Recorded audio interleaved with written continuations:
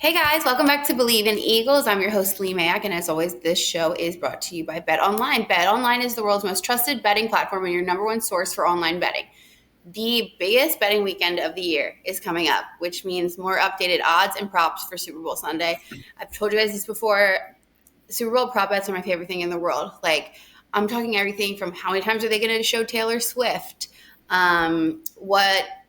how long will the national anthem be? What song will Kendrick Lamar sing first for the halftime show? I'm so excited. They'll obviously have football props in there too, but I'm doing like the cutesy fun one. All right, here we go. Back with my dad, Mike. How you doing? I always thought it was just crazy that people bet on like who wins the coin toss. I mean, it's a 50-50 coin. Yeah, it might be your best odds of the day. Well, but don't you do tails? You say tails never fail. Yeah. My college roommate, Danny Conway, and Jeff Jama, two of my roommates and teammates, played against each other in a high school all-star game before they became teammates in college at BC. Mm-hmm. And they were on opposite teams in the high school all-star game, and they were the captains. And they came out on the field, and the ref flipped the coin, and Danny Conway said, "Tails, tails never fails." And Jama was like, I thought he was the biggest dick I ever saw in my life at that point. Did he win the twin toss? I don't know who won, but like the two of them laughed about that for the next 40 years. And we became teammates and roommates, and he was like, my first impression was he was just a dick. That's funny. That happens a lot. Well, okay, wait, I haven't seen you since the Eagles played the Commanders, and we're going to the Super Bowl. Yeah, I mean, what's your feeling and the energy in the city about that? You're asking me a question? Yeah. My feeling is good. I'm glad we're going to the Super Bowl. That was really well thought out. I didn't know you were going to ask me a question. I mean, I thought it was sick. It was crazy, and the game was insane. They won by 1,000 points. They put up 55 points. That's crazy. I don't know. The city's been the happiest I've ever seen it this past week. What did you think about the game? I think that I knew the Eagles were going to. You and I talked about the Washington defense was really average. You know, we were worried about the quarterback on offense, and they scored a lot of points. So I knew the Eagles would score points, but they turned them over 4 times, 1 on special teams, 3 on defense. So when you have a +4 turnover differential, you ought to win that game every time, no matter who you're playing. And what I thought was really positive on top of that was I thought Jalen had one of his most efficient passing weeks of the year. And that's what we've talked about every friggin' week, you know, was he going to be, was the passing game going to be efficient enough to win a Super Bowl? And now it's 1 game away from that. So it's pretty cool. What else did you see in that game? Defense, loved it. Turnovers. You did say turnovers were key. The turnovers were the number one thing. Mm-hmm. And they always are in every football game. But what I loved about the turnovers is that the kickoff team forced 1, and that's the second forced fumble in the playoffs, which is 3 games. Mm-hmm. Like that's almost unheard of. So the kickoff team has forced 2 fumbles. Quinyon Mitchell gets an interception. They forced 2 more fumbles. They took it like at halftime, it's 27-15. And they had forced 2 turnovers, which turned into 14 points. So literally, that's the difference. And like people think it was a runaway, but at halftime, it's a 12-point game because of the turnovers. At the end of the third quarter, it's an 11-point game. So I kind of looked at it like Eagles defense gave up some yards, but turning it over 4 times is always huge. And I watched every throw, every pass attempt, blah, blah, blah, that Jalen did. And like we've talked about, when he throws the ball on time, they're a different team. Mm-hmm. We got a dog at the door. Can I open the door? Yeah, let the dog in. He's banging the door. I thought you were talking about like, oh, we got a dog on the team. You mean literally. If you're not watching, my dad is letting in the dog Max into his little room because he was scratching at the door. He was pushing at the door. Like, say hi to Max, please. Hi, Max. Hi, Maxie. I don't see it. Oh, hi, Max. That is his Sorry about debut. that. That's his podcast debut. Anyway, he got the ball out of his hands. He gave 11 and 6 opportunities to make plays, and they did. He even twice gave his receivers an opportunity to catch the ball in the end zone on like 50-50 throws, and they got defensive pass interference penalties, which puts the ball on the 1 yard line. So outside of maybe 3 or 4 throws that I didn't love because he didn't get the ball out, I thought he was really consistent and good with his legs, extended plays, quarterback runs. Good game by Jalen. Okay. Playing the Kansas City Chiefs is a lot different than playing the Washington Commanders. Yep. What do you talk about their roster for a minute, the Chiefs? I know you say that the Eagles have the best roster you've seen. Yep. That's a shout out to Howie Roseman. What's going Yep. on with the Chiefs roster? What do you see there? Their roster is really good, and it always is. I think the difference maker is obviously the guy at quarterback. He's got a different agenda than everybody else. What do you mean? Patrick Mahomes is chasing Tom Brady, and he said that before. Like, I want to have more Super Bowl championships than any quarterback that ever played. And he looks at Tom Brady, he sees how hard he worked, how prepared he was, how great he was at situational football, how they win games at the end of the game because they're prepared situationally. And he emulates that, and he chases that. And I truly believe, and you played a lot of sports, Lee, and you were a really good basketball player.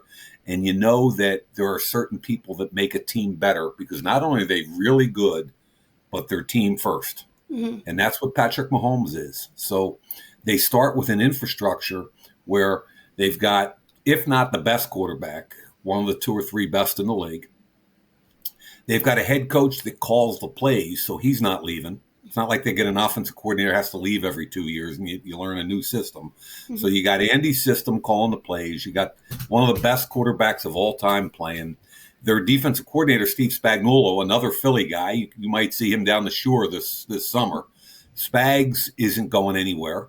You know, he's 60 years old and has already been a head coach. So they get continuity at all 3 positions. Their special teams coach, Dave Taub, is outstanding. So they don't ever lose a coordinator. They got a top quarterback. They got a really good general manager in Brett Veach, and they have supportive ownership.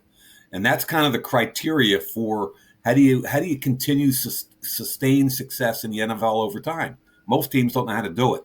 And the Chiefs do it every year, and it's because of the leadership up top, how they're constant at the coordinators, and how great Patrick Mahomes is. So they can't find a left tackle, right? And the left tackle position was awful early in the year. Guys are getting hurt. They let a guy go in free agency. So what do? They take their Pro Bowl guard, Joe Thuney, and move him to left tackle and put another guy at left guard, and they keep rocking and rolling. Their wide receivers, their offense during the season wasn't that good. But Patrick Mahomes, they only lost 1 game. And they're not that good, and they're getting better and better. So when you ask me about the roster, to me, it's a big conversation about the organization, how they develop their roster. It's kind of mind-boggling to me, but it's all about the relationship at top. Well, don't you think that the Eagles are on their way to that, though, too, since how you're saying they have the best roster? Yep, they do. Obviously, their coordinators, they've been flipping coordinators a lot, and it might happen again with Kellen Moore. Yeah, so their player roster, Eagles, is best of the best, but they need more continuity outside of that. Is that what you're saying? I think we're talking about in Philly and Kansas City, 2 of the best organizations in all of football. There's probably, like, if you want to talk about who's up there every year, there's maybe 5 teams plus or minus every year, right? You can talk about Baltimore, you can talk about Buffalo. You can start talking about having that conversation. But, man, we're talking about 2 of the best organizations in football. And, in Philly, it's driven by Howie Roseman. And we've talked about him before, and we don't need to get into a long but I think he's unbelievable. Mm-hmm. So if you look at the rosters of the two teams, like let's top of our heads, let's look at it. Um, Offensive line, Philadelphia, easy. Tight end, we'll give that to Kelsey, but Goddard's really Oh, good, so yeah, that's close one, I think, right now. right? Yeah. Yeah, it's Mhm. very close. Running back, Wide receiver, wide receivers, easy. Philly. Eagles.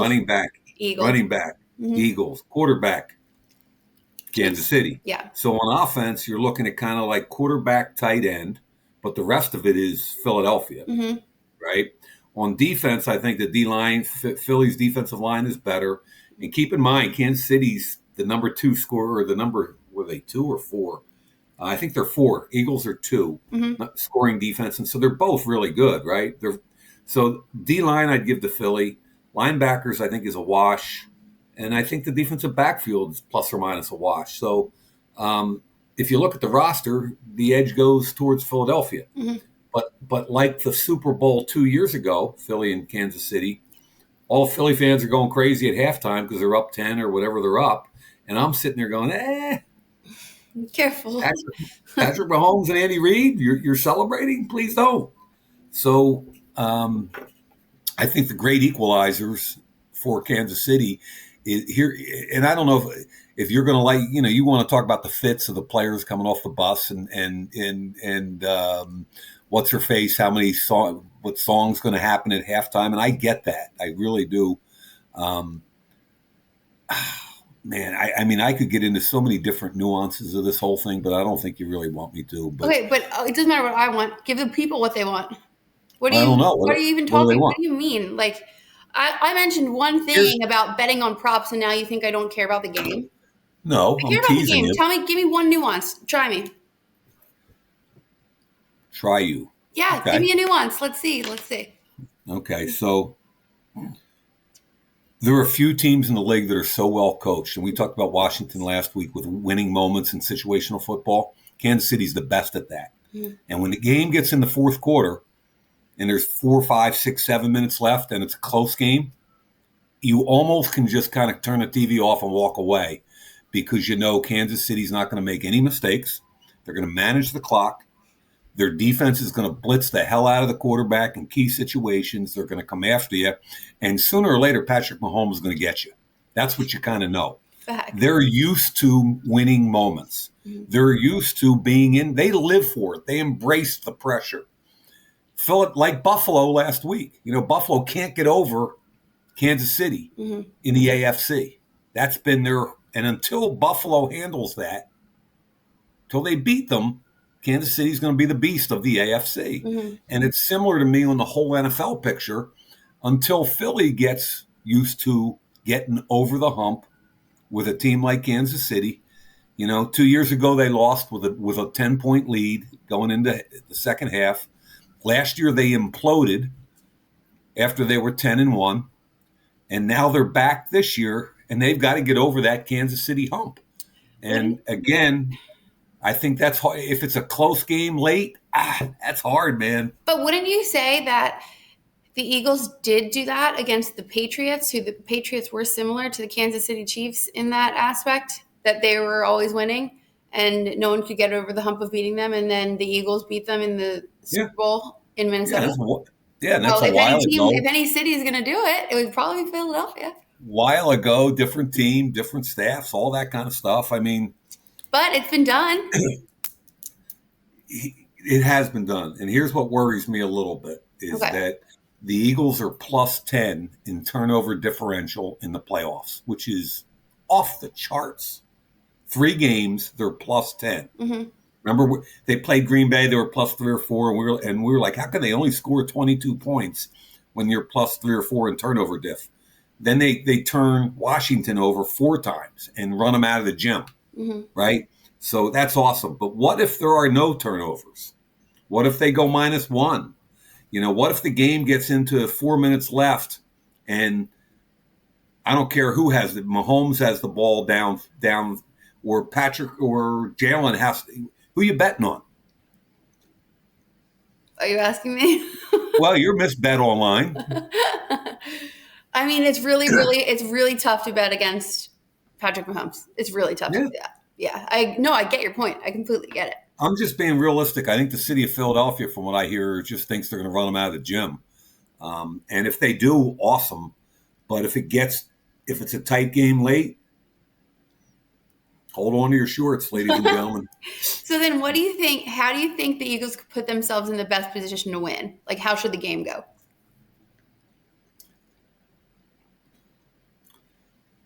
I got to sit down next week and watch some more Kansas City tape. But Steve Spagnuolo, the defense coordinator for Kansas City's a Hall of Fame defensive coordinator.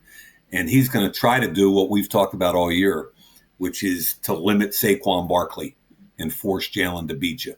And Jalen has had really good moments and he's been really efficient and at times inefficient. So I think the key to the game offensively is when Spags comes after Barkley, when Spags gives the Eagles man-to-man looks, I think Jalen and the wideouts have to beat them. They have to take advantage. They can't play scared. They got to go after those one-on-one matchups and let 11 and 6 and 88 Goddard let them win the game if they're limiting Saquon. And if they can just take Saquon and run him 30 times for 250 yards and keep Patrick Mahomes on the bench, I'm a happy guy. That's cool, right? But if Spags won't let that happen, I think they got to go after aggressively the pass game with 6 and 11. Okay, but then on the other side, how do the Eagles stop Patrick Mahomes and Andy Reid? Yeah, and that's to me and again, I as you know, maybe my two favorite defensive coordinators are Spags and Vic. Mm-hmm. I think they're both really, really. They've been around. They've seen everything. Nothing worries them. They know when to be aggressive. They have different styles. I think Philly's going to play the same way they have most of the year, which is top down. Kansas City got two speed guys on the outside that are both, run 4.3. So you got to respect the perimeter speed. Kelsey is a wild card, especially in big games. Like if you don't pay attention to him, watch out. He's going to have a big game. A lot of people are already taking his anytime touchdown bet.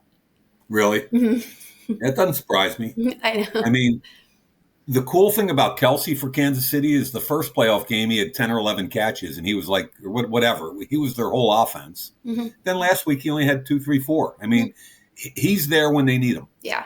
But like you said, wild card and scary during the Super Bowl. 100%. You got to be so aware of him. Mm-hmm. But if you pay him too much attention, they got other people that can beat you. So, no big chunk plays. Watch the perimeter speed. What are you doing with Kelsey? And by the way, you better contain Patrick because Patrick's going to run in critical situations. And I define that as third downs, fourth downs, and fourth quarter. Like when you have to have it, Patrick will use his legs. For the most part, he wants to throw the football. So if it's going to be a 23-20 type game, Mahomes is comfortable. If it's going to be like last week against Buffalo, where you got to score 32 to beat their 29, he's fine. So that's when I say complimentary football. I think Andy and Spags and those guys are so tied at the hip that they know how hard they have to push it on offense and or defense to put themselves in a position to win the game. So I would guess I'm a lot more conservative than what I hear the city of Philadelphia is about this game. I mean, no, I would just say you're probably just like realistic. Everyone here is just kind of happy and confident.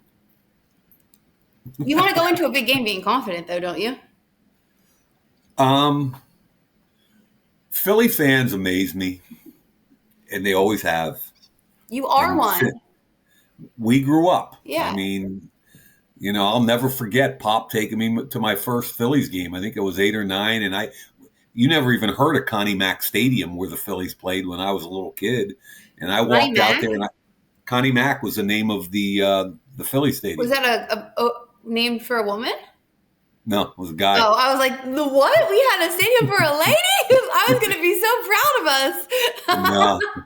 Connie Mack was a manager for the Phillies back in the early 1900s or something. But Pop took me to that game, and I walked out and saw this green grass and fell in love with baseball. And, I mean, I went to all anyway, Philly jumps on and off the bandwagon, breaking more ankles than any city in the country. And, a few weeks back, they were all nervous and we're Jalen's awful and we're going to lose. And now it's like, hey, we're going to beat Kansas City by 20. And, I mean, it's like whatever happened last week is the Philly fans go crazy. And I like it. I love the passion, And I just wish our worst 2% would kind of shut up and be a little more respectful. But anyway. But that's any fan base. Every fan base has the worst 2%. Yeah. Yeah, but ours are the worst 2% of the 2%. No. Lee, I saw something online. Somebody sent me something online last week. At first, I started laughing. It was a group of fans waiting to get in the stadium, and they were singing a song with the F-bomb in it. With I forget what the song was. It was kind of just like a cheer song. Mm-hmm. Okay. And it was like, F the people that think we're effing bad fans, blah, blah, blah. And they're all waiting to get in the stadium. We're like 10-year-old kids in line, moms with the kids. And I'm laughing because as an adult, it's funny and it reflects Philadelphia. Yeah. But on the other hand, they got little kids sitting in there going, oh, this is it. And they're the little fans that are going to grow up being knuckleheads. Yeah, but that's how we're created, and I think that should be appreciated. It is appreciated. I love Philadelphia fans. I'm just saying that there's a small group that try to intimidate people, that try, if you're wearing a Kansas City Chief thing, they want to have 10 Eagle fans beat up one KC Chief fan. Okay, and that's Dad, but every fan base has a bad fan base, like bad couple percent. Like, that's just how it is. Honestly, like, have you not lived here long? Like, are you okay? Like, have you been in the South too long? Do you forget what it's like to be here? We're good here. We're good. So you stand by the knuckleheads that beat up fans just for wearing the other team's colors? No, I'm saying every fan base has bad people in it at the bottom percent, every single one of them, and they all suck, and they like people are brawling in stadiums. Yeah, that's disgusting. But every fan base has it, and yes, every fan base has it. Have you ever heard of another stadium that literally put a jail in the stadium other than Philadelphia? But that's funny. And I think it was less of a jail, more of a drunk tank. Is that what you think? Have you ever heard of a stadium that had a drunk tank? Yeah, I know, but I feel like the Bills are real close on our heels. No. Yes. I've done so many games in Buffalo. Are you kidding me? They're awesome. But listen, my favorite fan base is Philly. Okay, I'm just saying. You're being a hater today. I'm just saying that our knuckleheads are the worst knuckleheads. That's all I'm saying. You know what? We're probably proud of that. Probably. Oh my God. Okay, so wait. So what do you expect to see out of the game? What's your prediction? Do you think it's going to be close? You don't have to. I know it's like way too hard to predict a winner if you're like taking bias completely out of it. I just mean, do you think it'll be high scoring, low scoring, close, not close? I don't even know yet. I got to watch some more Kansas City tape next week to get a better feel for them. On paper, both defenses are outstanding. The Eagles are number 2 in points allowed. KC's number 4. They're really good. 2 of the best coordinators in football, like we've talked about, which I love. I can't. Like you and Michael always used to get mad at me because I didn't root for anybody. You literally would never tell. We would say, hey, Dad, who are you rooting for? And every time without fail, a good game. Rooting for a good game, guys. It was so annoying. Nothing's changed. Nothing made us more annoyed. Nothing's changed. I love games to get into the fourth quarter, and I want to see how coaches and players react to pressure. That's what I've always loved my whole life. Mm-hmm. And so you got Vic and you got Spags, which I think is the matchup within the matchup, and watching both teams embrace pressure. And then on offense, Kansas City was a really average offense during the regular season. Yet they put 32 on Buffalo last week when they had to. They always kind of step up when they need to. So if it's a high-scoring game, it could be. I mean, it really but with 2 of the best defenses in the league, you kind of go, oh, it's probably going to be more like low to mid-20s. Mm-hmm. But I'm not there yet. I got work to do on this. Okay, well, you Kansas know City. what? We'll talk about this next week. How about Oh, that? thank you for allowing me to come on your No podcast one more problem. I'll week. let you do your due diligence and tape, and Uh-huh. we'll follow up next week. You gonna watch some tape? No, you can. Well, no, why don't you? I do sometimes. Because I'm just gonna kind of check and see. I'm gonna see what the fits are. Okay. That's what I want to do. Do you want to switch? We'll switch roles. Wouldn't that be? There you go. I'll do all the fits and what guys are wearing and who they're dating and all that kind of It's crazy stuff. because I don't even talk about this with you, and you act like it's the only thing I talk about. You should. People like when you do that. You don't. I don't care. You check out, and then No, I you know like who make you fun of are. it. Yeah. No, I can make fun of it. Okay. Well, Favorite daughter. okay, you know what? You say let's not change this up at the last week of the season. You stick with your tape. I'll stick with my betting and fun things, and we'll reconvene next week and talk about I don't know. I'm thinking I might talk Taylor Swift and who's singing? Hedy Lamar or something? it. Kendrick Lamar. He's a Kendrick rapper. Lamar. And Right. SZA is his guest singer. I was at the Senior Bowl this week, and they had like every football practice. There's always music, Hmm. and the afternoon practice the first day was old school funk. You were And in, I was just, you were I was like, in heaven. this is awesome. Michael Jackson. I mean, they had all kinds of the old school funk, Motown. It was cool. Happy for you. I was going to go find Jim Nagy, the executive director, and thank him for the soundtrack. It was I'm pretty shocked cool. you didn't. I thought you were going to go find a microphone. No. Mhm. Yeah. Yeah. Nope. I'm an old man If now. history were to repeat itself, usually those songs come on, you find a microphone. Well, that would also include a couple of beers. Okay. Fun. Okay. Well, thanks for chatting with me. As always, Lee Mayock, my favorite Well, daughter. I will be talking to you next week from New Orleans. That's right. I leave When on you, when Sunday. you leave Sunday? Yeah. When you coming back? Uh, Monday? yeah, probably. Yeah. Hmm. Cool. Yeah. So Cool. yeah, You I'll be chatting to you from New Orleans. from Little Miss Radio Row. Yep, that's where I'll be. So Cool. I okay. hope you have a great time. Thanks. All right. Well, I'll talk to you. Thanks for being here, and we will get into the nitty gritty next week of this game. You got it. Thanks, Dad. Love ya. You too.